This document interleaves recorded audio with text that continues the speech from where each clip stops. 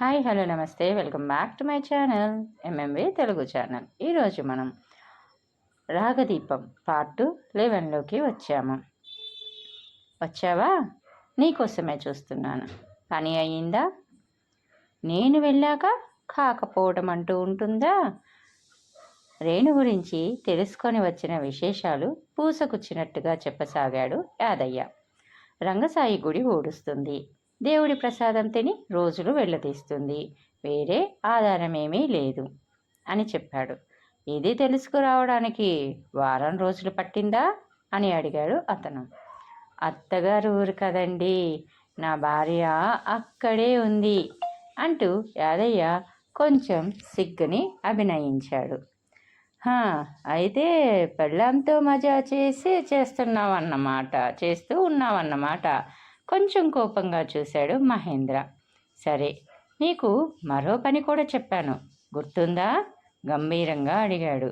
ఎందుకు గుర్తులేదు? మీ పని నేను మర్చిపోవడం ఎప్పుడైనా జరిగిందా? ఆమె చెడిపోయిన మనిషిని, ఆమెకు సత్యంతో సంబంధం ఉందని నా కళ్ళారా చూశానని చిలువలు పలువలతో చెప్పాను. కావలసినంత దుష్ప్రచారమూ చేశా ఆమె మీద అని అన్నాడు. గుడ్, సంతృప్తితో తలూగించాడు మహేంద్ర. ఆ ప్రశంసతో మరింత ఉత్సాహం వచ్చింది యాదయ్యకు. నేను ప్లాన్ అంతా సిద్ధం చేసుకునే వచ్చానండి. దేవుడి సొమ్ములు లక్షల విలువలు చేసేవి ఉన్నాయి. అవి ఆ గుడి పూజారి ఇంట్లో ఉంటాయట. ఉత్సవాలప్పుడు మాత్రం యువతలు తీసి దేవుడికి అలంకరిస్తారట. తర్వాత తను వేసుకున్న ప్లాన్ గురించి చెప్పాడు యాదయ్య. మహేంద్ర ముఖం సంతోషంతో విప్పారింది. నోట్ల కట్ట ఒకటి యాదయ్య మీదకి విసిరి అన్నాడు. తీసుకో ఈ డబ్బు. పని పూర్తయ్యాక నువ్వు కోరినంత, కానీ ఆ సొమ్ముల్లో ఒక్కటి కూడా మీరు తీసుకుపోవడానికి వీల్లేదు. అంతా పోలీసులకి దొరకాలి. అది దొంగగా రుజువు కావాలి అని అన్నాడు. బుర్రాడించాడు యాదయ్య. ఈ దెబ్బతో అది తన చేతికి చిక్కకుండా ఎలా తప్పించుకుంటుంది? మహేంద్ర కళ్ళ ముందు సుందర స్వప్నాలు కదిలాయి. ఒకనాటి సంధ్యా సమయంలో అమ్మాపురం జమీందారు భవనం వైపు ఒక వ్యక్తి తల వంచుకొని నడుస్తున్నాడు. అతడికి తెలిసిన ఒకరిద్దరు ఎదురుపడ్డారు, కానీ అతడిని వాళ్ళు గుర్తించలేదు. ఒకసారి తలెత్తి చూసి ఎవరింటికో వచ్చిన చుట్టం కాబోలనుకొని సాగిపోయారు వాళ్ళు. కానీ పగటి వెలుతురులో పరీక్షగా చూస్తే అతడు తమ ఊరు జమీందారు సుధాంశు మోహన అని గుర్తించేవారు. సుధాంశు ఆనాటి రూపానికి ఈనాటి రూపానికి చాలా తేడా ఉంది. మరి ఒక మాసిపోయిన చొక్కా అతడి భుజాల నుండి వదులుగా వేలాడుతుంది. సౌందర్య విలసితమైన అతడి ముఖంలో ఇప్పుడు ఏ కళాకాంతులు లేవు. పచ్చని శరీర ఛాయం మాడిన గిన్నెలా తయారైంది. తన దగ్గర నుండి ఇన్నాళ్లుగా ఉత్తరాలు లేక అమ్మవాళ్ళు ఎంత బెంగపడ్డారో, తన కోసం వెతికిస్తున్నారో ఏమో. రేణు, రేణు, నీకు చేసిన అన్యాయం వల్లే నేనిలా మృత్యు ముఖంలోకి త్రోసివేయబట్టాను. నీ తపస్సు ఫలితంగానే ఈనాడిలా సజీవంగా రాగలిగాను. ఇవాళ నా హృదయ సింహాసనం మీద నీవే ఉన్నావు రేణు, నీవే గెలిచావు అని మనసులో అనుకుంటున్నాడు అతను. పెద్ద గేటు దగ్గర సదా కాపలాగా ఉండే శ్యాంప్రసాద్ ఈరోజు లేడు. సరాసరి లోనికి నడిచాడు సుధాంశు. ఎండిటాకులు కాళ్ళ కింద గరగరలాడాయి. భవనంలో ఎక్కడా లైటు వెలుగుతున్న జాడ కనిపించలేదు. సింహద్వారానికి ఇంతలావు తాళం కప్ప దర్శనమిచ్చింది. అతడు వెనక్కి తిరిగి పనివాళ్ళు ఉండే ఇళ్ల వైపు నడిచాడు. ఒక పెంకుటింటి ముందు నిలిచి సత్యం అని పిలిచాడు. అదెవడు?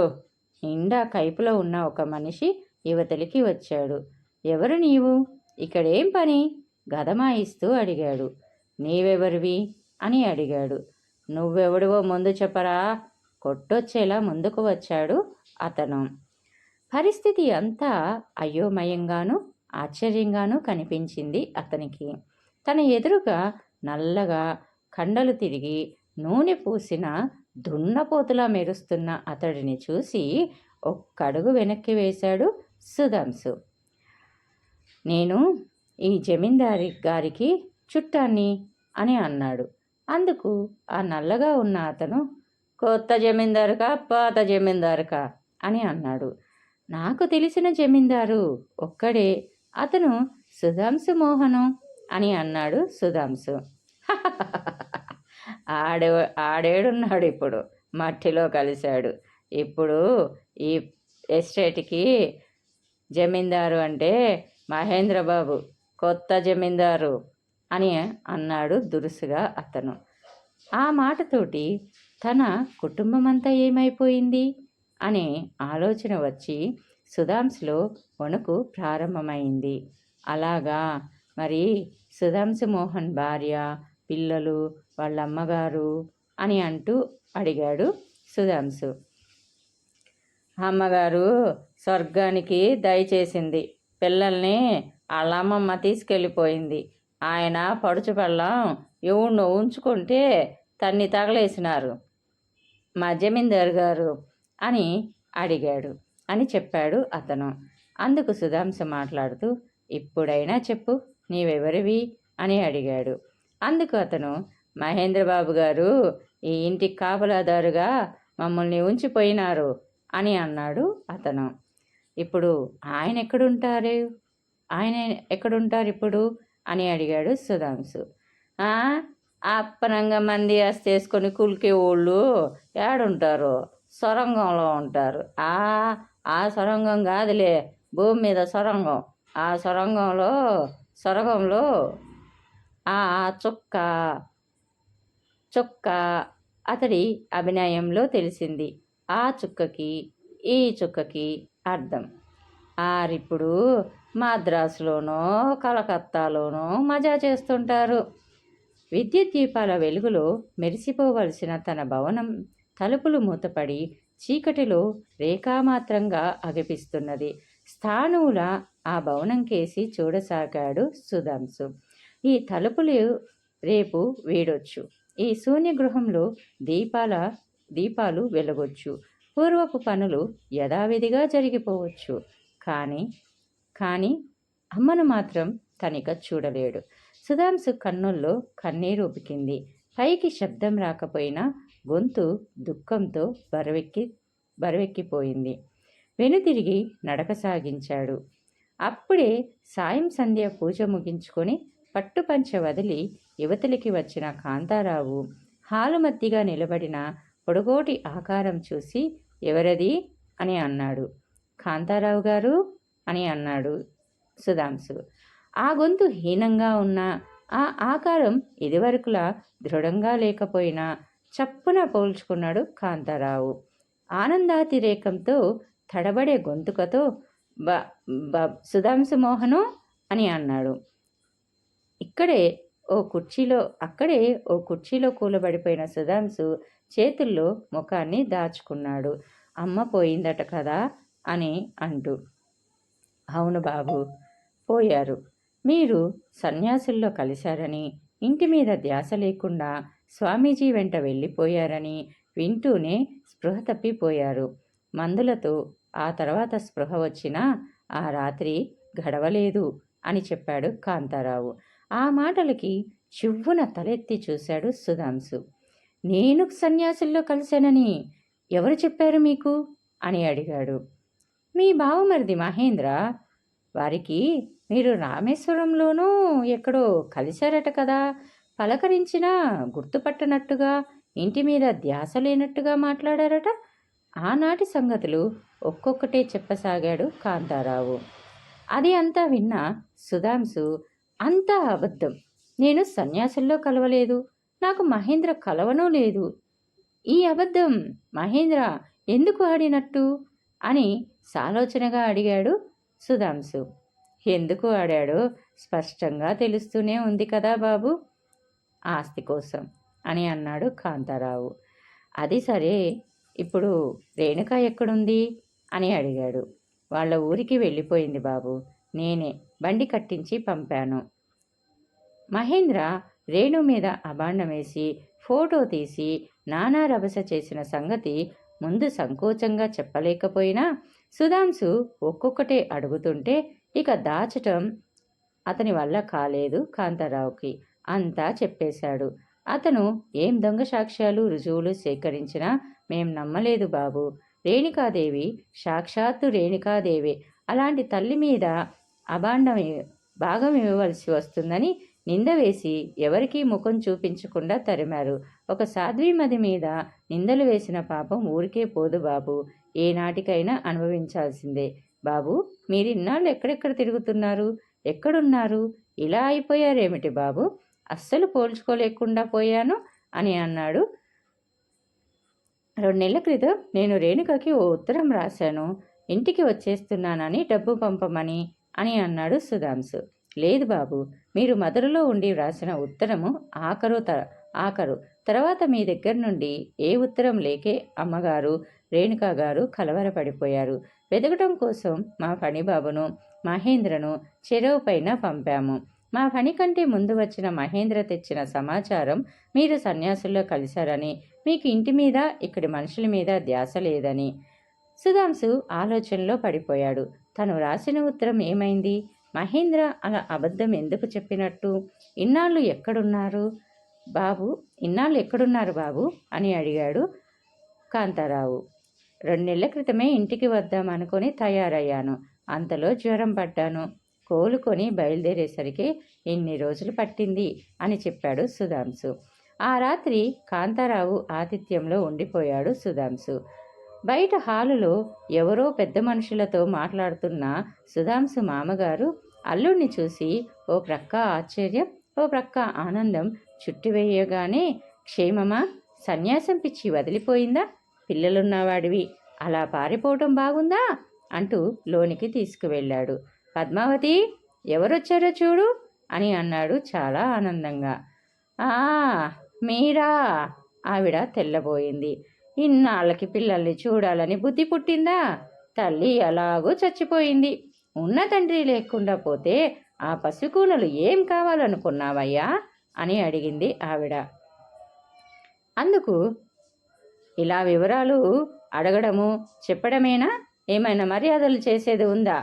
మామగారు కోప్పడ్డారు. రేణుని వెళ్ళగొట్టి ఆస్తి గుప్పెట్లోకి తీసుకోవడంలో ఆయనకేమీ సంబంధం లేదు. ఆయనది చిన్న బుద్ధి కాదు. ఇన్నాళ్ళకి ఇలా తిరిగి వచ్చిన అల్లుడిని చూసిన ఆనందం ఆయన వ్యక్తం చేస్తున్న ఆనందం నిజమైంది. పిల్లలేరి? వాళ్ళని ఇలా పిలవండి, వెంటనే బయలుదేరాలి అని అన్నాడు సుధాంశు. ఏమిటయ్యా, కాళ్ళైనా కడుక్కోలేదు, యోగక్షేమాలు చెప్పలేదు మామగారు ఆప్యాయంగా అన్నారు. ఉండటము, మర్యాదలు ఇవి అన్నీ మీ అమ్మాయి బ్రతికి ఉన్నట్టయితే పిల్లల్ని తీసుకుపోదామని వచ్చాను. సుధాంశు నిర్లిప్తంగా అన్నాడు. ఏమిటయ్యా, మా మీద కోపంగా ఉన్నట్టున్నావు? మా వల్ల ఏం అపరాధం జరిగింది? ఎగిరిపడ్డట్టుగా అడిగింది పద్మావతి. పిల్లల మీద ఎంత ప్రేమ! అందుకేనా పిల్లల ముఖమైనా చూడకుండా నేల తిరగకుండా మళ్ళీ పెళ్లి చేసుకున్నావు? చేసుకున్నావు. కాస్త వంశము మర్యాద చూచుకొనక్కర్లేదా? ఇంటికి బిచ్చానికి వచ్చిన దాన్ని రూపం బాగుందని తన కోడల్ని చేసుకోవడానికి ఎంత తెలివి తక్కువతనం అనాలి మీ అమ్మ? వంశాన్ని బట్టే వస్తాయి గుణాలు. ఆవిడ ఆడే ఆటలు చూడలేక మా మహేంద్ర ఆట కట్టించాడు. ఆమె అలాంటిది కాదని గుడ్డి భక్తులు కళ్ళు తెరిచేందుకే వాళ్ళిద్దరినీ ఫోటో తీశాడు. చూడవయ్యా అంటూ పద్మావతి ఫోటో తెచ్చి అల్లుడి చేతికి ఇచ్చింది. ఇంతవరకు రేణు విషయంలో సుధాంశుకు ఎలాంటి అభిప్రాయమూ ఏర్పడలేదు. ఇది రేణు బలహీనతో మహేంద్ర కుట్రో ఎటూ తేల్చుకోలేని అయోమయ స్థితిలో ఆ ఫోటో సుధాంశు మనసుని తీవ్రంగా కలతపెట్టింది. కాంతారావు కథనం ప్రకారం సత్యం జ్వరంలో ఉండగా మందు ఇవ్వబోయింది రేణు కావచ్చు. కానీ వయసులో ఉన్నవాడిని ఇంత నిస్సంకోచంగా ఒక భుజం మీద చెయ్యి వేసి అతడి బరువాపుతున్నట్టుగా పట్టుకు కూర్చున్నదంటే ఇంకేం? ఇందులో కేవలం జాలి మాత్రమేనని ఎలా అనుకోగలడు? అంత చొరవగా పని వాళ్ళకి సేవ చేయటానికి తన అంతస్తు ఎలా దిగింది? అలా దిగటానికి కారణం జాలి ఒక్కటే కాజాలదు. ఇలా సుధాంశు మనసు చెదిరింది. నీకింకా నమ్మకం కుదరకపోతే కాంతమ్మ చెబుతుంది విను. పద్మావతి కాంతమ్మను రప్పించింది. కాంతమ్మ సుధాంశు ఇంట్లో చాలా సంవత్సరాలుగా వంట చేస్తున్న పని మనిషి. డబ్బుతో ఆమెని తమ మనిషిగా చేసుకున్నారు పద్మావతి, మహేంద్ర. రేణుకి సత్యానికి సంబంధముందని ఇదివరకే తన చేతనైనంత వరకు ప్రచారం చేసిన కాంతమ్మ ఈ పాపిష్టి నోటితో ఎలా చెప్పాలో తెలియడం లేదు బాబు. మీ ముందు చెప్పడానికి నాకు నోరు రావడం లేదు. మీరు వెళ్ళిపోయాక సత్యం అబ్బో చేసుకున్న భర్తలా మారిపోయాడు. పెద్దమ్మగారుండగా కాస్త చాటుమాటుగా ఇది వ్యవహారం. ఆమె పోయాక పబ్లిక్గా సాగింది. ఆ ఇంట్లో నాకే కాదు వెంకటలక్ష్మికి తెలుసు. ఎప్పటికైనా అది నోరు జారుతుందని దాన్ని చంపేశాడు సత్యం. నన్ను చంపచూశాడయ్యా. తప్పించుకొని వీళ్ళ ఆశ్రయంలోకి వచ్చి పడ్డాను అని చెప్పింది ఆమె. సుధాంశు మనసుకెక్కేలా చాలా నేర్పుగా చెప్పింది కాంతమ్మ. సుధాంశు మనసంతా చేదుగా అయిపోయింది. రేణు ఇంత నీచానికి దిగజారిందా? అందుకే పెద్దలన్నారా శ్రీబుద్ధి ప్రళయాంతకం అని. అతడు చూచుకొని నేనిక వెళ్ళాలి, పిల్లలెక్కడున్నారు అని అన్నాడు. ఉష పూర్తిగా పాడైపోయింది. ఆ సవతి తల్లి చేతిలో మోటిగాను తయారైంది. వేలెడు లేదు పిల్ల. పెద్ద చిన్న లేకుండా ఎదురు చెప్పడం, చదువంటే బొత్తిగా శ్రద్ధ లేకుండా పోవడం చూసి కాన్వెంట్లో చేర్పించాల్సి వచ్చింది అని అంది పద్మావతి. కాన్వెంట్లో చేర్పించారా అని అన్నాడు సుధాంశు. కాస్త క్రమశిక్షణ ఏర్పడుతుందని అని చెప్పింది పద్మావతి. పద్మావతి పురమాయింపుతో ప్రేమ్ని తీసుకువచ్చింది దాసి. చేతులు చాచి ఎత్తుకున్నాడు సుధాంశు. ఒక అపరిచితుడిని చూచినట్టుగా తండ్రిని యగాదిగా చూశాడు బాబు. నా కారు ఎక్కడుంది మామయ్య అని అడిగాడు సుధాంశు. మహేంద్ర తీసుకెళ్ళినట్టున్నాడయ్యా. మీ భవనం తాళం చేతులు కూడా అతడి దగ్గరే ఉన్నాయి అని చెప్పాడు అతని మామయ్య. నా ఇంట్లో నేను ప్రవేశించడానికి నాకు తాళం చెవులు అక్కర్లేదు. నా కారు నా చేతికొచ్చేదాకా మీ కారు తీసుకువెడతాను మామయ్య అని అన్నాడు సుధాంశు. ఏమిటయ్యా ఈ ప్రయాణం? ఇప్పటికిప్పుడే అమ్మాయి పోతూనే మేం అంత పరాయి వాళ్ళమయ్యామా? నొచ్చుకుంటూ అన్నారు మామగారు. అయితే అతడికేమీ బదులు చెప్పకుండానే బాబుని ఎత్తుకొని కారులో కూర్చున్నాడు సుధాంశు. పాప కాన్వెంటు అడ్రస్ తీసుకొని కారు స్టార్ట్ చేశాడు. ఆ రోజు సాయంకాలానికెల్లా పిల్లలిద్దరితో ఆ ఇంట్లోకి ప్రవేశించాడు. పాత పని మనుషులెవరూ లేరు. వెంకటలక్ష్మి హత్య చేయబడింది. సత్యం జైలుకు వెళ్ళాడు హత్యానేరం మీద.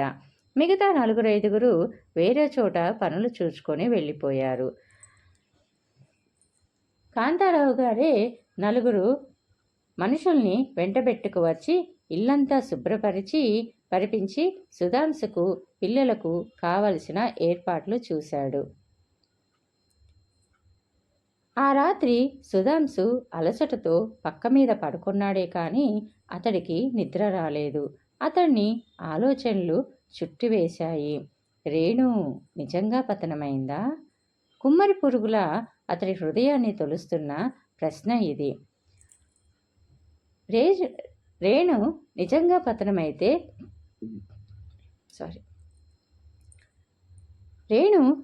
పతనమైతే అందుకు బాధ్యులెవరు?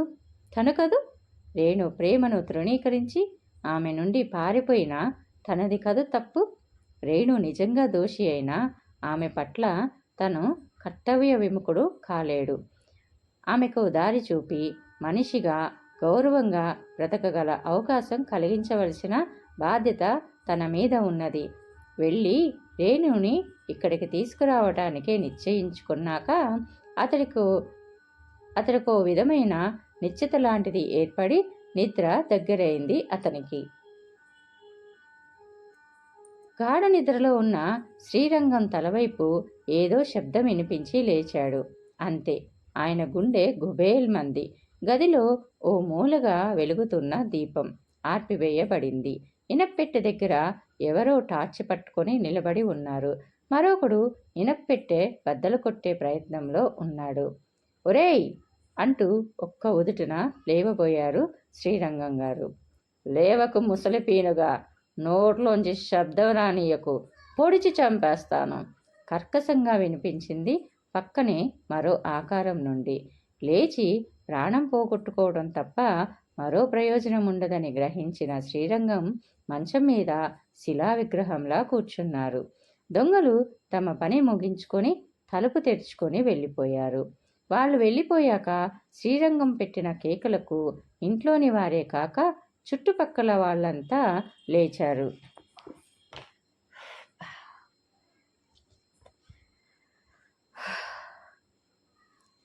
శ్రీరంగం ఇంట్లో దొంగలు పడి దేవుడి సొమ్ములు ఎత్తుకుపోయారన్న వార్త తెల్లవారకుండానే ఊళ్ళో పాకిపోయింది.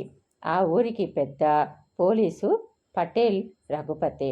ఎన్నడూ లేనిది ఇదేమిటి ఆచార్లు అంటూ వచ్చారు రఘుపతి గారు.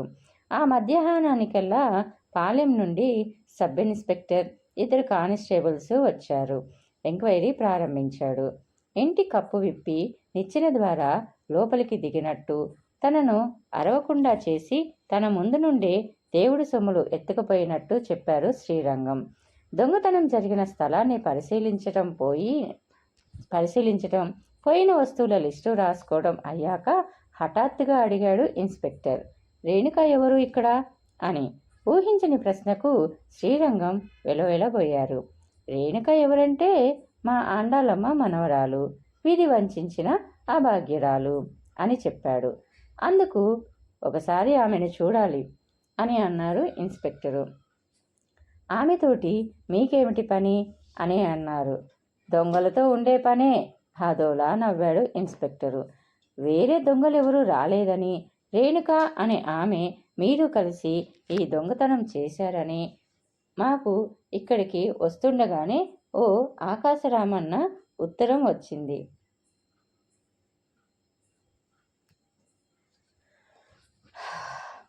హరిహరి అంటూ చెవులు మూసుకున్నారు శ్రీరంగం గారు. తన ఇంటికి పోలీసులు రావడం చూసి కలవరపడిపోయింది రేణుక. ఇన్స్పెక్టర్ రేణుని సుతీగా గుచ్చి చూస్తూ నువ్వేనా రేణుకవి అన్నాడు. అతడి కంఠంలోని కరుకుదనం, అమర్యాద ధోరణి చూసిన రేణు చివ్వున తలెత్తింది. నా పేరే రేణుక అంది గంభీరంగా. నువ్వు అమ్మాపురం జమీందార్ని పెళ్లి చేసుకున్నావా అని అడిగాడు. అందుకు రేణుక నేను చేసుకోలేదు, పెద్దలు చేశారు అని చెప్పింది. నీ భర్త సన్యాసుల్లో కలిశాడని నువ్వు అంటూ ఉండగా రేణు కళ్ళు నిప్పులు చెరుగుతుంటే అడ్డుపడింది. నోర్మొయ్, నీకు ఆ సంగతులతో అవసరమేమిటి అని అడిగింది. మాకు వచ్చిన ఆకాశరామన్న ఉత్తరంలో నీ సంగతులు చాలా ఉన్నాయి, అన్నీ అడిగి రుజువు చేసుకోవద్దా అని అన్నాడు ఇన్స్పెక్టరు. రఘుపతి కల్పించుకొని ఈ జరిగిన దొంగతనానికి రేణుక జీవితానికి సంబంధం ఏమిటి ఇన్స్పెక్టర్ గారు? ఆమె ఈ 10-20 రోజుల నుండి గుడిలో పనిచేస్తున్నా ఆమెను అనుమానించాల్సిన పని లేదు. ఏదో ఆకాశరామన్న ఉత్తరాన్ని పట్టుకొని ఆమెను అనుమానించటం భావ్యం కాదు. ఆమె నిప్పులాంటి వ్యక్తి. ఇంకా శ్రీరంగాచార్యులు వారి జీవితాన్ని భగవత్ సేవకు అంకితం చేసినవారు. వారిని అనుమానించటమంతా అపచారం మరొకటి లేదు అని అన్నాడు రఘుపతి.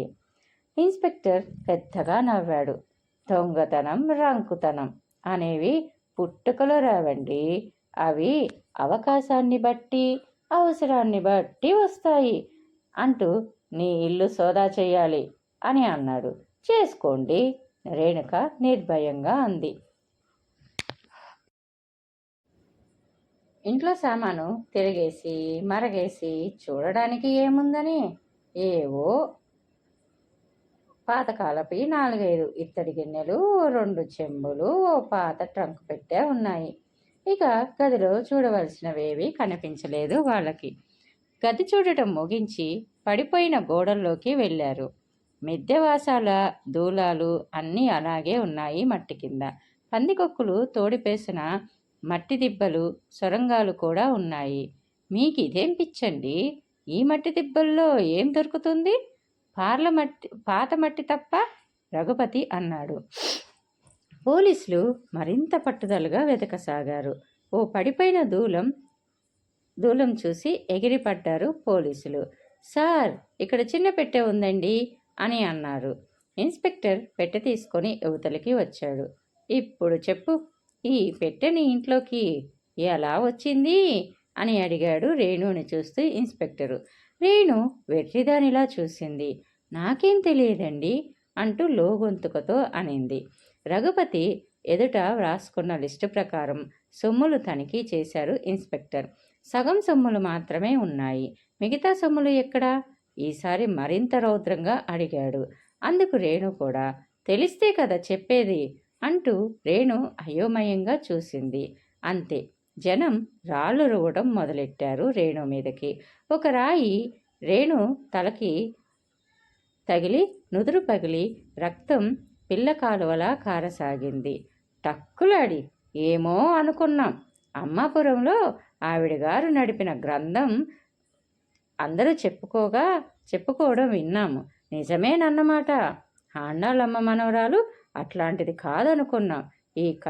ఇవన్నీ కట్టుకథలు అనుకున్నాం. నిర్దోషిని నిరాశ్రయుల్ని చేసి తరిమారనుకున్నాం. ఈ ముసలోడికి చచ్చే కాలానికి ఇదేమి చండాల బుద్ధి పుట్టింది? దేవుడి సొమ్ము అపహరించి బాగుపడేవాడు ఎవడైనా ఉన్నాడా అని అనుకున్నారు. శ్రీరంగం అవన్నీ వింటూ శిలా విగ్రహమే అయ్యాడు. పదమ్మ పద. పోలీసుల అదిలింపులు, జనం పరిహాసాలు. భూమి రెండుగా చీలి తను అందులో పడిపోతే బాగుండుననిపించింది రేణుకి. మామయ్య, మీరు కూడా నేను ఈ దొంగతనం చేశాననుకుంటున్నారా? రఘుపతి కేసి జాలిగా చూసింది. అలనాడు కురుసభలో ద్రౌపదికి వస్త్రాపహరణం జరుగుతుంటే ద్రౌపది ముఖం ఇలాగే పెట్టిందేమో. నిస్సహాయంగా ముఖం త్రిప్పుకున్నాడు రఘుపతి. ఆ సమయంలో తనని రక్షించేవారెవరూ లేరా? కారడవిలో చిక్కుపడినట్టుగా ఉన్న రేణు మనసులో ఫణిబాబు కదిలాడు. ఇప్పుడు ఫణిబాబు వస్తే ఎంత బాగుండేది. అతడు తప్పకుండా తనని రక్షించేవాడు. తన పిచ్చి కాకపోతే బొంబాయిలోనో ఎక్కడో ఉద్యోగం చేస్తున్న ఫణిబాబు ఇప్పుడు ఇక్కడికి ఎందుకు వస్తాడు అని అనుకుంది మనసులో. రేణు నిస్సహాయత సుధాంశు మీద కోపంగా మారిపోయింది.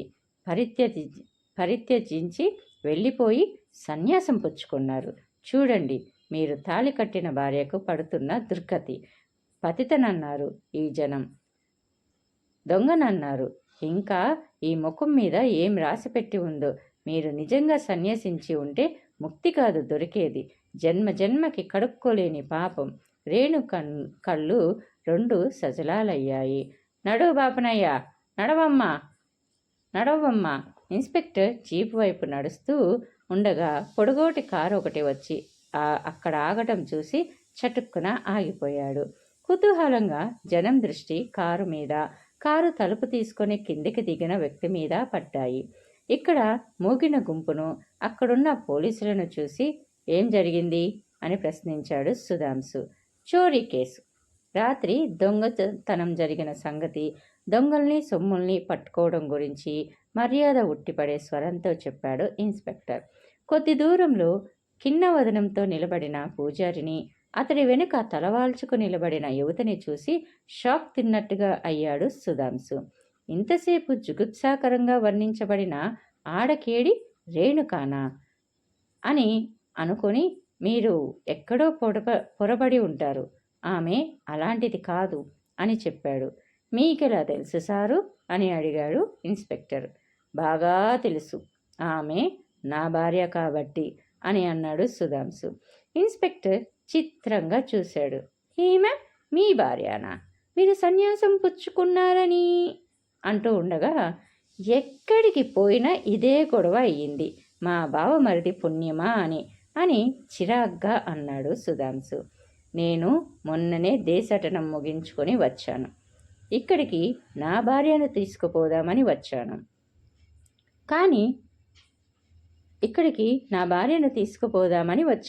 అని చెప్పాడు సుధాంశు.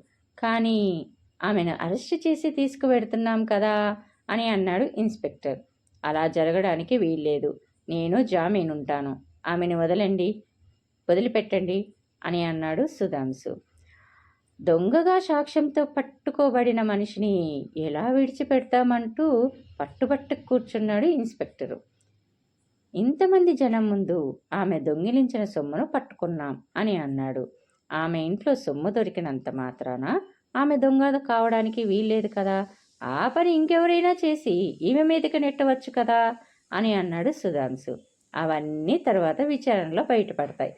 ప్రస్తుతం ఆమెను స్టేషన్కి తీసుకువెళ్ళవలసిందే అని అన్నాడు ఇన్స్పెక్టరు. మరికొంతసేపు ఇద్దరి మధ్య వాదం జరిగాక ఆమెను వదిలిపెట్టడానికి మీకు ఎంత డబ్బు కావాలి? తగ్గు స్వరంతో ప్రశ్నించాడు సుధాంశు. అంతే. ఆ మాటతో ఇన్స్పెక్టర్ ముఖం ప్రసన్నంగా మారిపోయింది. ఆమెను తీసుకెళ్ళండి సార్, రేపు మీ బంగ్లాకు వచ్చి కలుస్తాను. పదవయ్యా బాపనయ్యా అని అంటూ శ్రీరంగం గారిని తీసుకొని వెళ్ళాడు. వచ్చిన వ్యక్తి రేణు భర్తగా గుర్తిస్తూనే తమకి వచ్చిన విపత్తును క్షణకాలం విస్మరించాడు శ్రీరంగం. బాబు, తగిన సమయంలో వచ్చి మీ భార్యని రక్షించుకున్నారు. మీరు ఆమెకు చేసిన అన్యాయం అంతా ఈ ఒక్క ఉపకారంతోనే కడుక్కుపోయింది. రంగసాయి మిమ్మల్ని